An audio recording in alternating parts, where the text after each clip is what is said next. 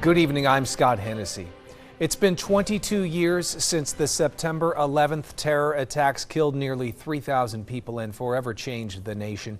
Tonight, we are taking you to national and local remembrance ceremonies, beginning in New York with reporter Jared Hill. In Lower Manhattan, Shanksville, Pennsylvania, and at the Pentagon, the sound of bells mixed with tearful moments of silence marked grief and remembrance 22 years after the September 11th terror attacks. 22 years ago today, we lost my sister, Gabby. The phrase never forget has become synonymous with the day. At New York's Ground Zero, the names of those who died in the worst terror attack in modern U.S. history were read as families gathered to pay tribute. On Long Island, families and friends of 9/11 victims threw flowers into the ocean. That's my cousin Charles. He passed away in the South Tower. He was an electrician for P.E. Stone. He went to work. It was his second day there. President Biden took part in a memorial ceremony with troops at a military base in Alaska. That's why the terrorists targeted us in the first place. Our freedom, our openness, our institutions, they failed, but we must remain vigilant. First Lady Jill Biden laid a wreath at the Pentagon. In Shanksville, relatives left flowers at the memorial wall for victims of Flight 93, which crashed when passengers tried to overtake the hijackers. The death toll has continued to rise since the day of the attacks. After the Twin Towers' horrific collapse, hundreds of thousands of people in Lower Manhattan, including first responders, were exposed to toxic air and debris. Jared Hill, New York. Local 9/11 ceremonies began early this morning. First responders met at the Santa Barbara Police Department headquarters. A large American flag was flying in the sky from the ladder truck as color guards raised up a flag in front of the building, then lowered it to half-staff.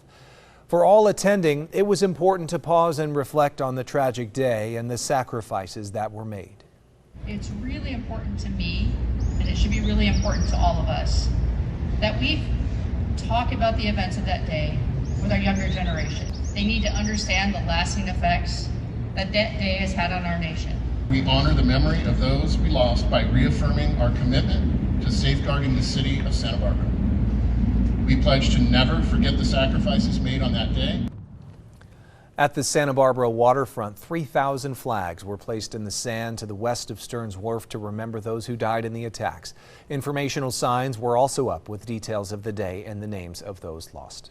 In Santa Maria, the fire department held its annual 9/11 commemoration this morning. News Channel's Dave Alley was at Fire Station 1, where people gathered to remember and honor the lives lost.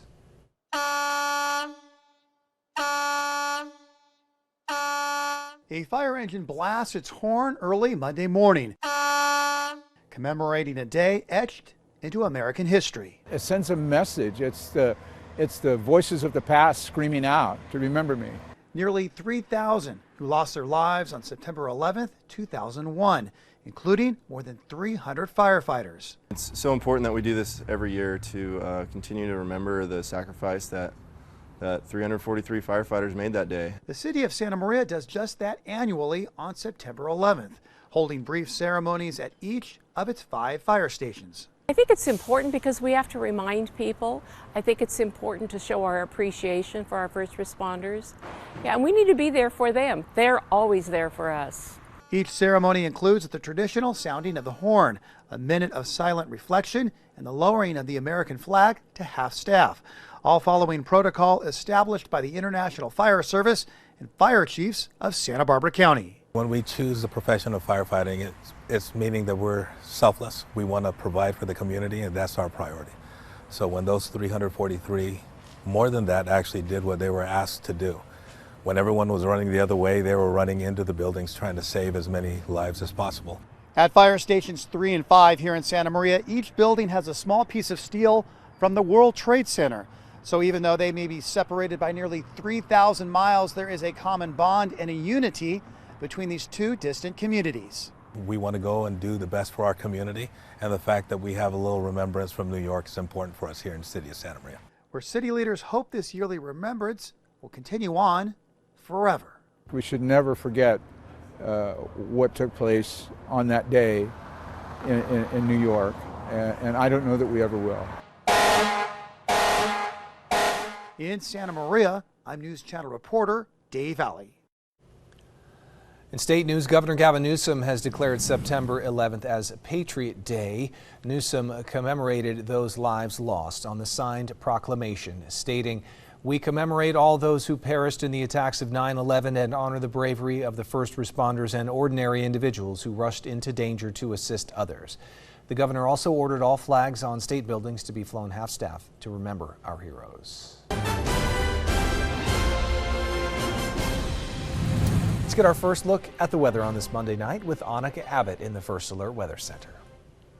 Good evening. We've had some extra cloud cover. This was a great photo sent to us by Jim in Santa Barbara. You can see here all of these upper level clouds, some beautiful shiny boats there and some shine on the water as well. Here's another photo from last night taken by Matt in Solvang, and you can see basically the colors changing within that sunset from more blue and yellow earlier on in the evening to pink and purple later on in the evening, and we are expecting less of that cloud cover as we're moving along here. Here's another view from today. This from Morro Bay. You can see all those upper level clouds moving across the region. The marine layer somewhat disrupted in a lot of areas, though it was present in other areas of the Central Coast. And tonight that marine layer expected to come on back again. So you can see as we move forward here, there might be a few mid-level clouds or upper level clouds tomorrow morning across parts of Santa Barbara County and to our neighbors to the south. However, for the most part, we are free of those upper level clouds and just have the marine layer. I'll have more on that in a bit.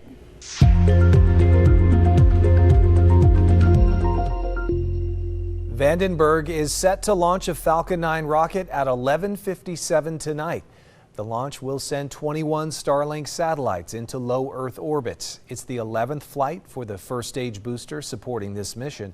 A backup window is set for a little after midnight tonight.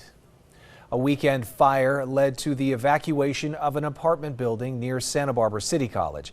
And as Tracy Lair reports, a number of displaced students are now staying in a hotel. It's getting worse. Oh! When this fire started at the Beach City apartment complex off Cliff Drive, some residents were out enjoying their Saturday night. We're just out having fun with one of my friends, and then I just got a text from one of my roommates. It was like, Beach City is on fire, and I'm like, what? That's crazy. And then he sent me a picture of a building. The apartments are known for housing Santa Barbara City College students from around the world. I was in my room with all my roommates, and then we started smelling smoke, and we looked out the window, and we had a clear view of the building that was on fire. Students who live in the building that caught fire say they were evacuated for about 3 hours, and they grabbed things like their passports and got out. I mean, it was a big fire. We got super scared. We started grabbing all our things, our laptops, our valuables, our passports, everything. And we left the building with the most prized possessions, and we left outside.